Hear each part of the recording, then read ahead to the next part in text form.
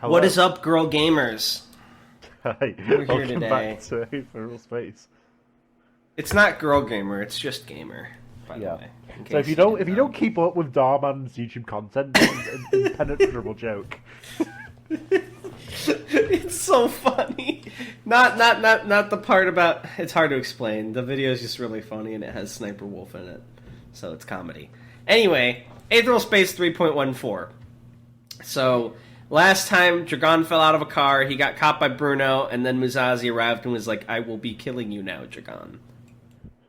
And they landed in the casino. Yeah. So that should be everything, right? Play poker to decide. I'll bet my max, Musashi! Alright. Yeah. Dragon gulped as he watched the toy Musashi step off his sword and into the casino, the weapon flying back into his hand a moment later. "I believed you to be dead for a short while there, Hadrian," Musashi said as he stepped forwards, each footfall accompanied by the quiet cracking of glass. "I'm glad that's not the case. You are my burden to bear." So last time, they got fucked even with the whole team there. Now it's just Bruno and Dragon. And Musashi's in shirtless mode, so... Dragon fumbled around him with his good hand, managed to pull out the stun pistol that had fallen from his jacket. He'd brought it along for protection, but oh god, he's using it again! But compared to a toy Musashi's obvious abilities, it seemed more and more inadequate by the second. Musashi came to a halt a few meters away, staring at the pistol in Dragon's hand. "You want to fight me, Hadrian?" he said softly. "I think you'll find that difficult. My back isn't turned this time, and I haven't made the mistake of trusting you." He was absolutely right. Dragon knew better than anyone. Musashi could charge forward and sever his head from his body in the same amount of time it would take Dragon to pull the trigger once. All in all, the weapon in Dragon's hand was little more than a placebo, and not a very effective one at that. Again, Dragon heard the sound of tinkling glass, but this time it was Bruno stepping forward instead of Musashi. The other boy couldn't have been in a much better state than Dragon. They'd both fallen from the same height, after all, and Bruno had taken the brunt of the impact. Still, though, he stood in front of Dragon, as if shielding him, purple aether crackling around his hands. Musashi raised an eyebrow. "Your resolve is admirable," Del said, "but misplaced. This person is one who will betray you once it becomes convenient." Bruno didn't say anything, just raised his hands up. Small, fist-sized force fields manifested over his palms, as if he were holding a small shield in each hand. "You are an ally of my enemy," Musashi went on, grip tightening just slightly on his sword's hilt. "But I have no quarrel with you yourself. Leave this place, and I will forget you. You have my word as a special officer of the Supremacy." At the last word, Bruno's eyes narrowed, and the crackling of his aether intensified just slightly. Clearly he was no fan of Musashi's government. "What say you?" Even as Musashi asked, he seemed aware what answer he would get. The cold intent to kill was written all over his face. "Bruno," Dragon croaked. He wasn't really sure what he was going to say. Help? Don't? At any rate, he didn't get the chance to finish his sentence. Bruno rushed forward, thrusting both his hands forward in an attempt to charge Musashi. At the same time, Musashi leapt upwards with a burst of twin thrusters from the soles of his feet, flying right out of Bruno's vision. The swordsman turned over in the air as he passed over Bruno's head, and as he did, he slashed at his opponent's unguarded neck. Hang on. I'm so sorry about this. Ugh. This time, Dragon didn't say anything. He just squeezed one eye shut, and aimed his stun pistol at Musashi as quickly as he could, and fired off an aether-infused bolt. As Dragon had hoped, Musashi could see the attack coming with ease from this angle. With only the slightest grunt of exertion, the swordsman abandoned his attack and slashed the stun bolt out of the air with his sword before finally dropping back to the floor behind Bruno, and in front of Dragon. Before Bruno could turn back around, Musashi rushed towards Dragon, sword pulled back in preparation for the killing thrust. Remnants of the stun bolt still flickered around across the blade, illuminating Musashi's face in an eerie blue light as he approached. Dragon did his best to stop the shaking of his hand and fired off another stun bolt towards Musashi. Unfortunately, this was as telegraphed could be, and Musashi simply ducked to avoid the projectile that sailed over his head. "I'm dead." I think that would benefit slightly instead of telegraphed as telegraph could be if you used a metaphor, like, as telegraphed is something, but I don't have a metaphor in hand, so maybe for later. It occurred to Dragon that the certainty had become a frequent presence in his headspace. That couldn't be a good sign. Maybe he should make some lifestyle changes. Well, it seemed that Musashi was going to make those changes for him right now, whether he wanted it or not. Musashi thrust his sword forwards. Dragon squeezed his eyes shut in preparation for the end. It didn't come. There was a peculiar clashing sound, like two pieces of metal striking each other, and then a strained grunt from Musashi. Cautiously... I don't know what that word is. I don't. Neither do I. Cautiously expecting he'd be killed the moment he did, Dragon opened his eyes. Musazi's sword was frozen mid-thrust, inches from Dragon's face, and the swordsman himself was tugging on the weapon's hilt as if trying to free it from some invisible grip. At first, Dragon didn't quite understand what he was seeing, and then he saw the rippling of the air around the sword, and everything fell into place. The damn thing was caught inside one of Bruno's force fields, stuck there like a rat in a trap. Musazi turned his head at Bruno, the man of the hour, charged towards him, What? As Bruno. Not at. You misread it. Oh, as. I thought I said as. That's what... sorry. Musazi turned his head as Bruno, the man of the hour, charged towards him, hand-based force fields raised over his head, ready to bring them down like a pair of invisible hammers. The swordsman's hand slipped free of the sword, leaving the weapon hovering there in empty space. And then Bruno went staggering backwards, one hand to his throat and the other nursing his stomach. Dragon blinked in disbelief. He was sure he'd seen something, some blurred movement of Musazi, but it simply wasn't possible for someone to retaliate that quickly. The human body simply wasn't capable of it. A lot of simplies. And yet Musazi had struck out twice with his fists in the same time it would take Dragon to blink. Abandoning his pursuit of Dragon for the moment, Musazi turned and began strolling casually towards the retreating Bruno. That retreat was an instinctual thing, not an actual attempt to abandon Dragon, but Musazi seemed unimpressed all the same. "You thought I'd be weak without my sword?" Musazi mused. "That's unfortunate, if so. A true warrior uses his entire body as a weapon." As he spoke, Musazi lashed out again and again, his fists winding like snakes to bypass any shields that Bruno put up, finding their mark in soft flesh almost every time. If anything, it seemed like Musazi was faster without that sword of his, split-second thrusters appearing on his elbows to accelerate his strikes. It wasn't as if Bruno was helpless, though. Whatever kind of training he'd had, it clearly covered some kind of martial arts, elbows and knees moving to impede the path of punches as much as possible. Bruno struck out with the occasional jab of his fingers, too, forcing Musazi to abandon his assault for precious seconds to defend himself. It was almost as if the two of them were dancing, a beautiful exchange of blows, the sheer dignity of which almost looked pre-choreographed. I don't know how dignified it can be when Bruno's crawling away helpless and desperately jabbing with fingers. Looked choreographed, even though he'd grown up in the Supremacy. Dragon had never really been inclined to indulge the combat fetish that seemed to dominate the culture there. But here, watching this, he could understand it perfectly. Even with Bruno's considerable efforts, however, there was a sheer disparity in ability that could not be overcome. One final strike from Musazi wound through the gaps in Bruno's defense, and struck him deep in the stomach. A second later, Bruno was on the ground just like Dragon, groaning softly. "I can't blame you for your misinterpretation," Musazi said, standing above Bruno, blocking out the light from the broken window like a silhouette from hell. "Judging by your present state, you are woefully lacking without those shields of yours. At this moment, I am superior to you, and I do not expect this to change. Please consider this a learning experience." And with that last genuine piece of advice, Musazi kicked Bruno with all his strength, sending him sliding over the smooth floor and slamming him into the far wall. As Bruno lay still, the purple aether that had protected him dissipated. Dragon stared at Bruno's limp form, mouth hanging open. He'd known Musazi was strong, but he'd just dismantled Bruno as if he were nothing. Dragon stood absolutely no chance.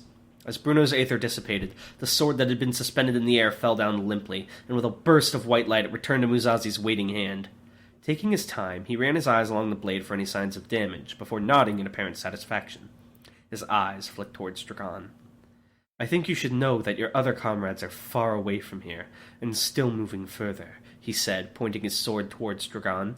"They will not be interfering with us. If you had agreed to a fair match from the beginning, I would have allowed you to procure a weapon of your choice. But you have proven you cannot be trusted with such lenience. Pick up that gun of yours, and then we shall decide whose decisions were correct." Plan. Come up with a plan, or at least say something. Delay him as much as possible. Still on the ground, Dragon opened his mouth. What if I don't pick up the gun? It wasn't much, but it was all his brain could come up with in this kind of situation. Musazi's eyes narrowed. "Then you'll die empty-handed." Dragon looked up at Musazi, at his merciless eyes, before slowly reaching for his stun pistol. He moved at a speed just slow enough to give him time to think, but not so slow that Musazi could spot the ploy. Could he escape? Maybe, but it would be nearly impossible. Even if he somehow managed to get out of Musazi's immediate range, he had basically no idea where he was. Any escape route would have to be improvised. Could he fight? Absolutely not. Not even worth considering the question. Could he... Well, was there anything else he could do? No matter how hard he thought, he couldn't see any options beyond fight or flight. His fingers brushed against the pistol's handle, slowly curling around it to grip as tightly as his body would allow. "Now," said Musashi calmly, taking a step back and lowering his body, entering a stance where he could release a devastating slash at a moment's notice. "Stand up! Prepare yourself!" Slowly, this time from terror, and the shaking of his legs, rather than planning, Dragon rose to his feet. An unearthly calm settled over his heart. He was about to die. There was no longer any question about it. No action he took would prevent this. Anxiety came from fear of making the wrong choices. When you realized that all possible choices were wrong, fear faded and left a hollow blank. Limply, he raised the pistol to point in the direction of Musashi's head. He wouldn't hit his mark. He knew that, and Musashi knew that, but he felt as if he had to make some token effort. Musashi twitched, and Dragon accepted death. "You hurt, Bruno?" said a high-pitched voice from behind a toy Musashi. Brow suddenly furrowing, Musashi whirled around, and both he and Dragon were sent flying away by a sudden burst of air pressure and smashing debris, splinters of wood and steel raining down across the casino floor. As Dragon rolled to a halt several meters away, he looked up to the source of that explosion, his eyes widening as they recognized what was before them. Serena Del Ced stood there, where Bruno had fallen, massive amounts of violet aether swirling and striking around her like a miniature thunderstorm. In one hand, she held the surviving handle of the sword she just slashed at Musashi. The blade had exploded on impact and sent them flying. The weapon she held in her other hand was far too big to be called a sword. It was more like a raw heap of iron. When Dragon had seen her create that massive stone sword back in the temple on Yazlif, he'd assumed that was her upper limit, something extraordinary for her. That, however, did not seem to be the case. The sword she held was easily several times her size, formed from crushed wood and plastic, the remnants of one of the big Patoli tables that they'd landed next to.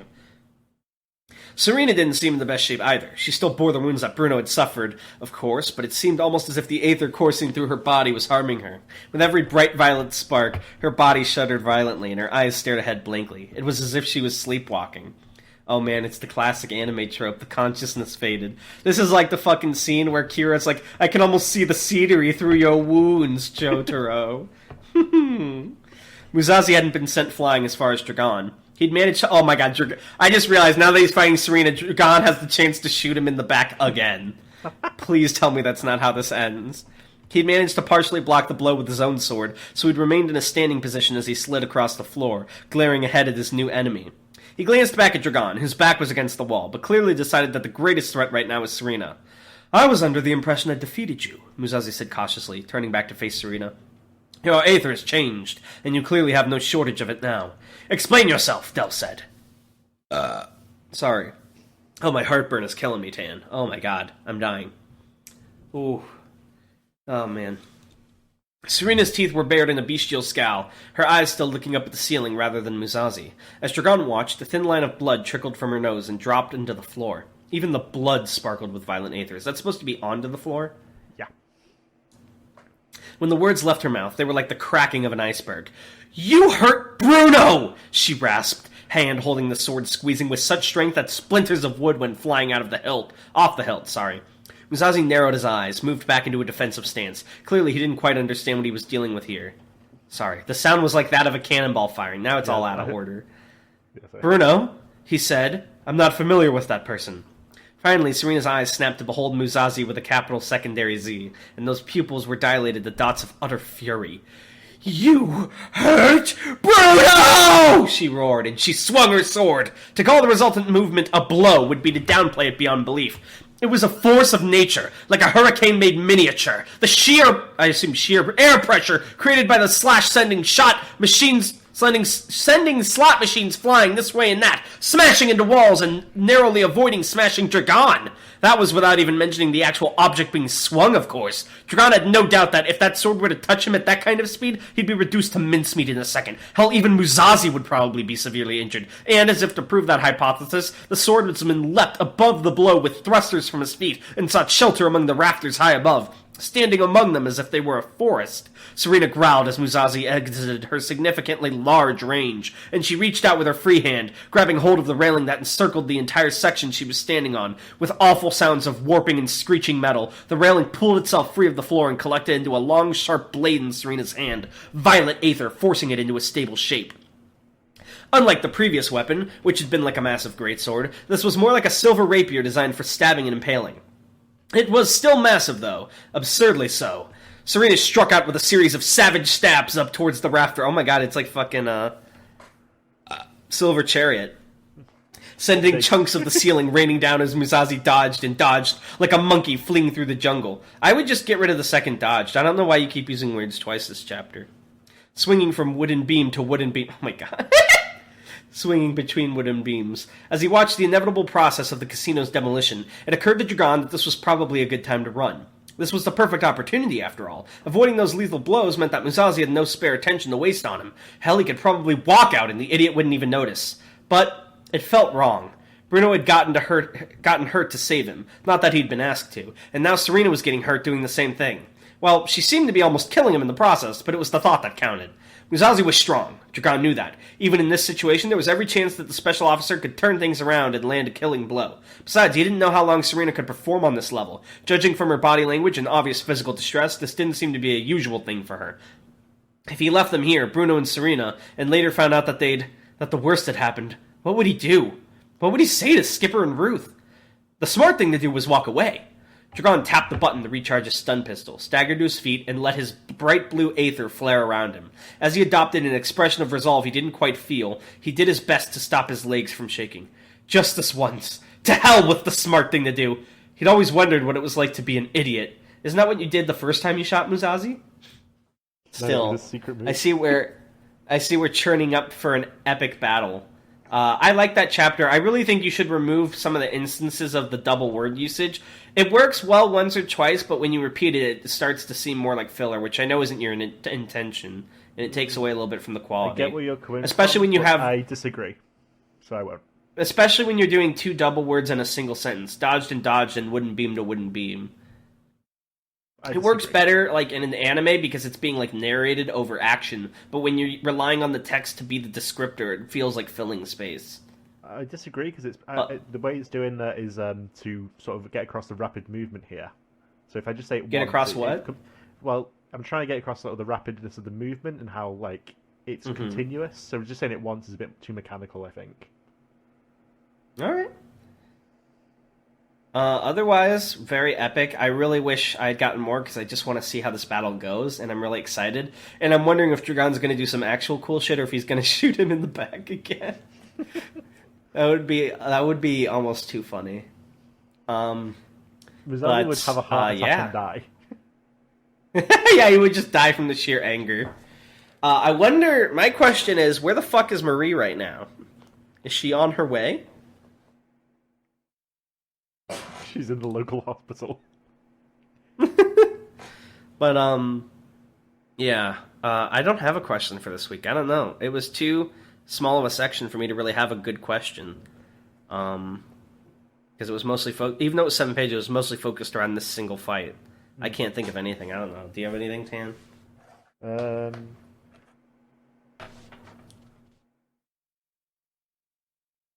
know. I have a great question.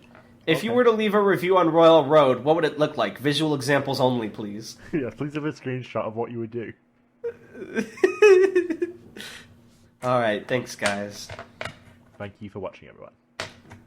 Yes, if you watch Aetheral Space, you are one of the precious few.